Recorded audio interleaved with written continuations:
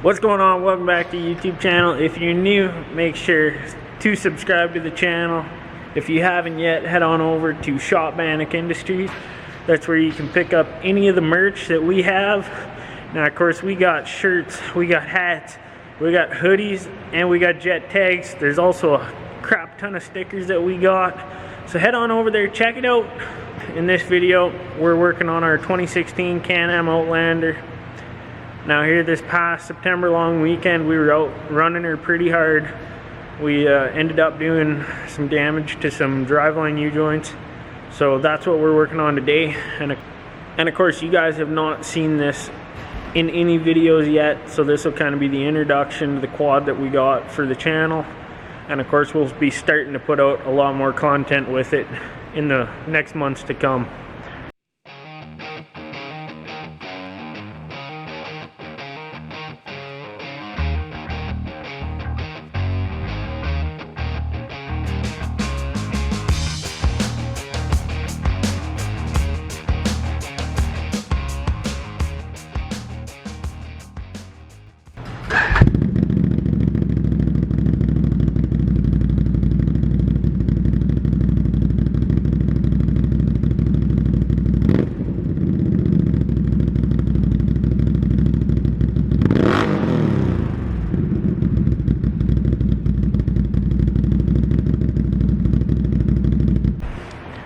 So this quad, I've had it for probably 2.5 years, going on 3 years now. It has been an absolute monster of a machine. Couldn't be happier with how it's been. Of course, just got a little over 1,400 kilometers on this thing, but they've been definitely hard miles. And of course, we were out, broke the handguard off, so I do have a new one that I picked up. But that has to go on. I didn't bring it with me today, so we won't be doing that in the video. But it will be getting addressed. Of course, upgraded the winch on it. So I'm now running the Warren. See if I can get it to focus in on here. So it's a 45 RC. So what's cool about this is it's a 4,500 pound winch, but in the same kind of body as what a 3,500 would run. So it's really nice, got lots of power. It's a digital motor, so it's really quiet, it's really fast, doesn't heat up as bad, but been able to use it a few times. It's only been on for the last 3 rides that I've done, but been awesome. Of course it's got 30-inch silver backs on it.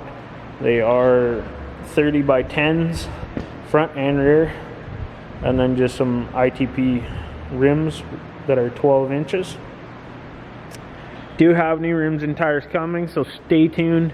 Get the notification bell on and you'll see that in an upcoming video with this thing. And then of course we'll go out and shred it. We'll get into the meat and potatoes of today's video. So right down here we're looking at the rear drive shaft. See if I can get it to focus. So it's in there.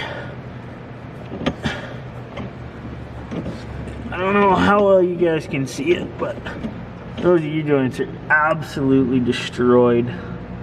So we gotta go ahead, we gotta fix those. So we'll figure out how to pull the diff out on this. I'm sure it's just take this brace, there's a few bolts here, a couple bolts below, and then we'll get that out. Another thing, of course we put a Yoshimari exhaust on this from factory. I loved it. I kept blowing out spark arresters. It was an absolute pain in the ass. We went through 2 different pipes and like 6 spark arresters. And then Can-am actually gave me an HMF performance pipe. I haven't ever blown a spark arrestor out, but I do run my spark arresters and I have a lot of issues in deep mud, especially like clay.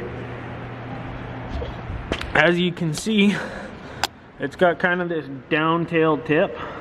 So I don't know, I might actually cut it so it's flush. My buddy's got the Titan, and that's all it is it's a flush cut.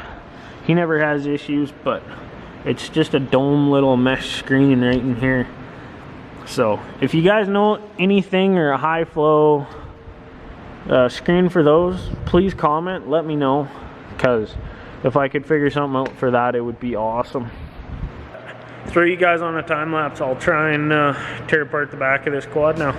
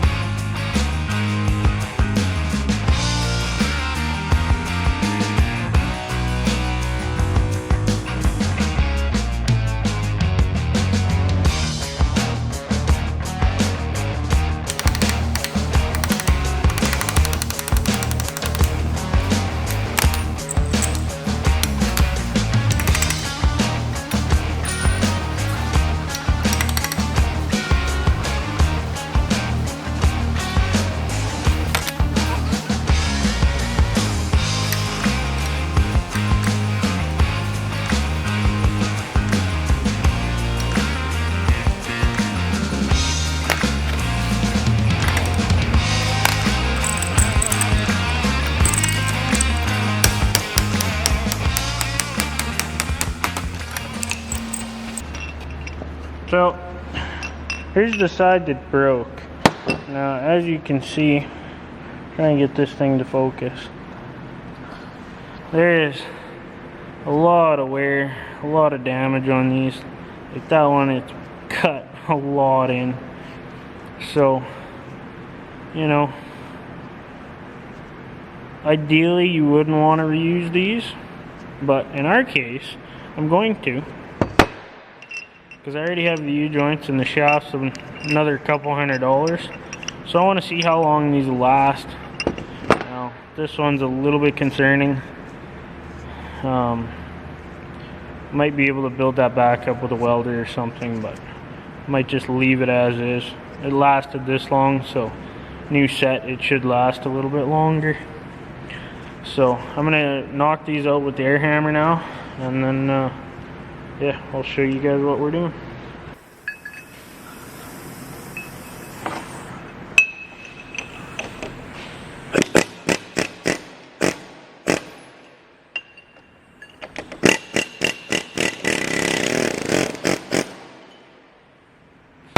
Like butter.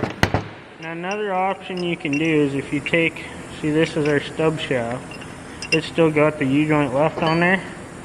So take something soft and malleable. In this case, I'm using a grade 8 bolt, which isn't any of those. But just so I can hold it, set the your cross shaft on the side of your vise. Kind of just tighten up your thing, and then just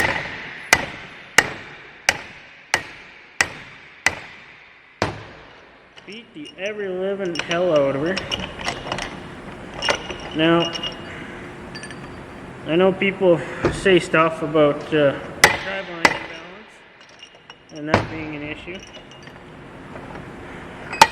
In this case, I'm not too worried.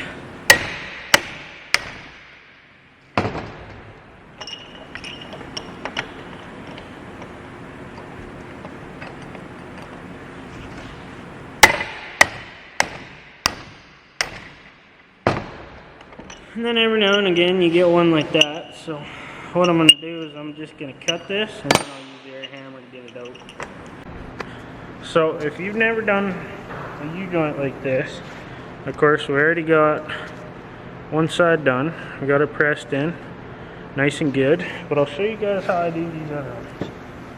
So you always want to make sure that these are nice and clean, like clean out inside your bores, get those burr free. That makes your life easier. A little bit of lubricant on them always helps as well.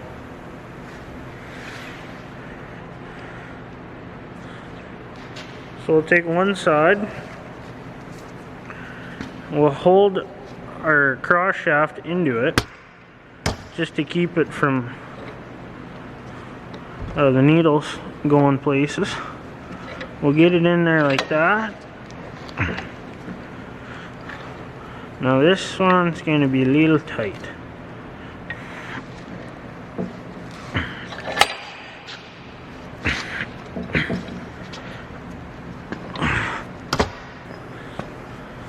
So yeah, I just had to use the press on that one to get it all the way in.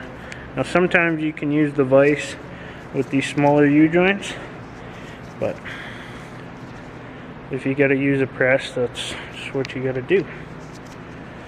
So always try and not slam your U-joints like I just did, but get the cross shaft so it's just started in it, just to keep your needles from going places.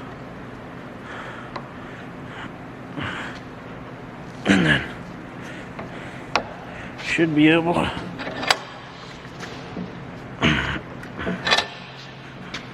get her to go in. It's a tough one. Really bad example to show you guys, but just use that to press them.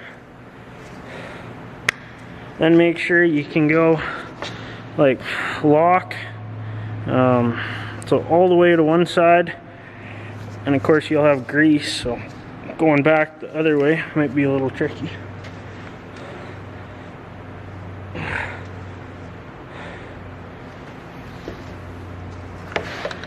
So you might need to give it a little tap, which is fine at this point.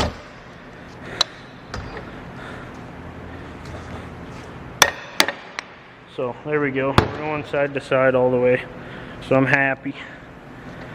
But and then you just take a socket like this,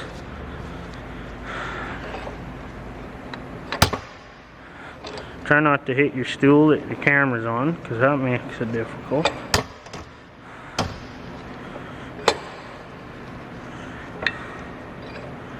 And then you just come in with your socket, hearing it kind of pop, wiggle, there we go.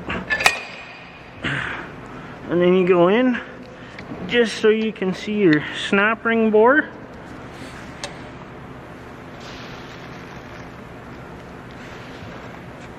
Take one side, pop your snap ring in, just like that. Now do the other side, and go till you can't go no more.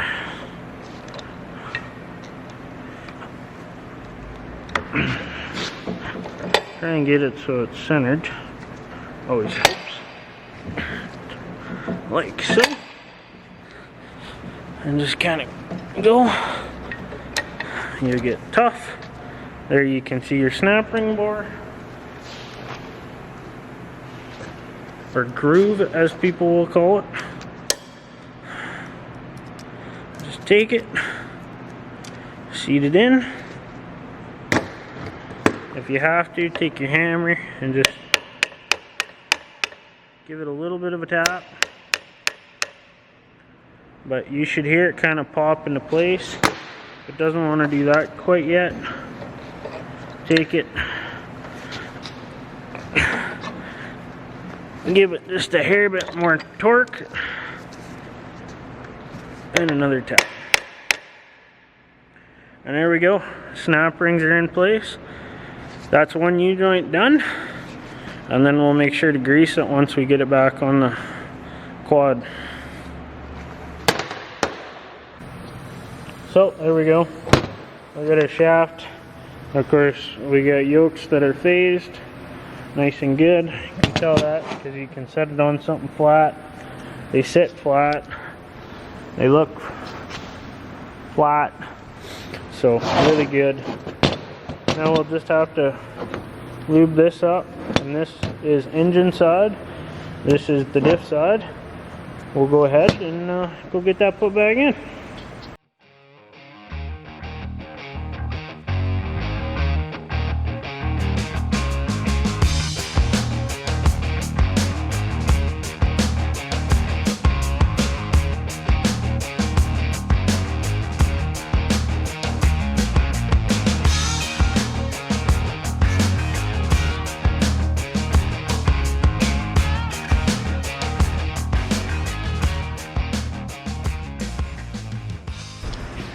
Well, there we go. That was a couple hour project.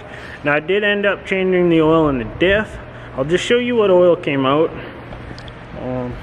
As you can see, it's got a little bit of coloring. It got a little bit of water in it. Just common things. We do a lot of deep water, a lot of skeg, a lot of mud. So this machine sees water, and it has its whole life. So that's what we got going on there. Now of course it's doing really good. I just gotta give the U-joints a quick grease now. But yeah, we got her all done. It's nice and tight. Of course, kind of left the axle shafts in the diff, which actually worked out really nice. Just rolled it in. I know some of my time lapsing didn't make it, just because I wasn't paying attention to the camera and I was busy working, just trying to get this done. But there you go. It's not overly hard. Like, don't be intimidated by trying to do this. It's really not that difficult. So, but we're all back together. Adding grease to the boots. Of course, they like coming off on the back. The Oderker clamps don't last very long, just because there's very little clearance between the boot and the trailing arm. So I just use haywire, mechanic twine, whatever you want to call it. And say I have a boot come off on me while I'm riding, I don't even bother worrying about it. It's gonna get full of mud.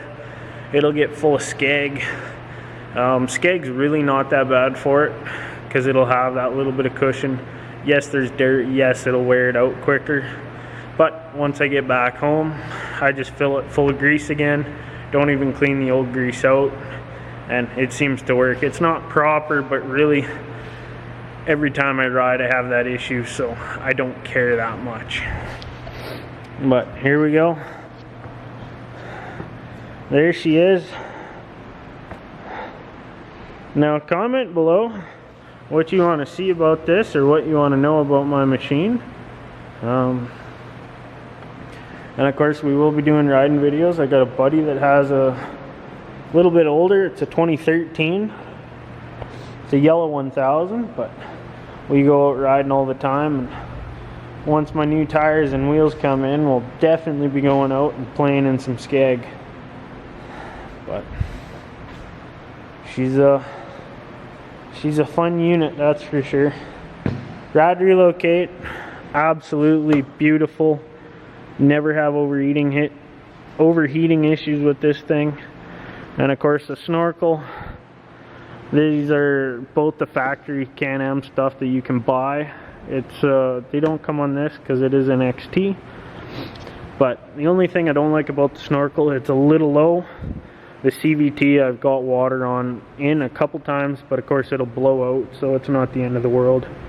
But definitely could get those taller eventually. So thanks for watching this video. Stay tuned. Of course, we're posting every Thursday 9 a.m. Mountain Standard Time. But get the notification bell on, that'll tell you. In case you forget, head on over to Banack Industries, pick yourself up some swag. See what we got going on. Check out our social medias. They'll be linked below. But thanks for watching. Have a good one.